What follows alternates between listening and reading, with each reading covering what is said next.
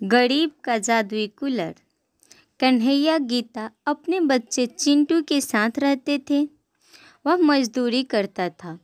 वह छोले का दुकान लगाया करता था, लेकिन वह ज़्यादा कमा नहीं पाता था। गर्मी का दिन था, काफ़ी तेज़ गर्मी थी। चिंटू बाहर से थक कर आता है, पंखा चालू करके बैठ जाता है, लेकिन पंखा तेज़ नहीं चल रहा था, इसलिए हवा नहीं लग रही थी। तभी कन्हैया और गीता आती है। तब चिंटू ने पूछा, पापा क्या अपने घर में कूलर नहीं आएगा?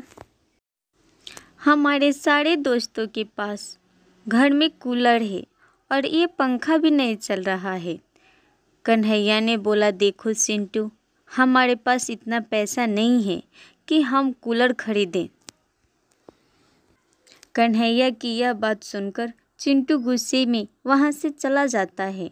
यह देखकर कन्हैया और गीता उदास हो जाते हैं।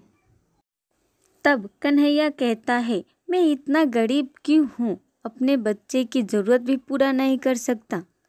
अगले दिन कन्हैया गीता छोला बेचने जाते हैं।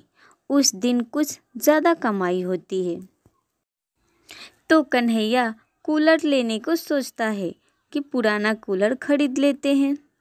वह एक दुकान में जाता है, लेकिन वहाँ सब नया कूलर था, जिसका दाम बहुत ज़्यादा था। कन्हैया उदास होकर घर आ रहा था। तभी उसे एक कबाड़ी वाला दिखाई दिया जो कूलर बेच रहा था। कन्हैया उसके पास जाता है और कूलर का दाम पूछता है, तो वह 1500 रुपया मांगता है। कन्हैया वह कूलर खरीद लाता है। उस कूलर में कुछ खराबी थी, लेकिन कन्हैया उसे ठीक करवाकर अपने घर में चलाना शुरू कर देता है। शाम को चिंटू घर आया तो कूलर देखकर बहुत खुश हुआ। चिंटू कूलर के सामने बैठकर पढ़ता खाना खाता था। अब कन्हैया की कमाई दिन पर दिन बढ़ रही थी। तो यह सब देखकर उसका एक पड़ोसी हीरा था जो चल रहा था। अगले दिन कन्हैया छोला बेचने जाता है। गीता घर पर ही थी।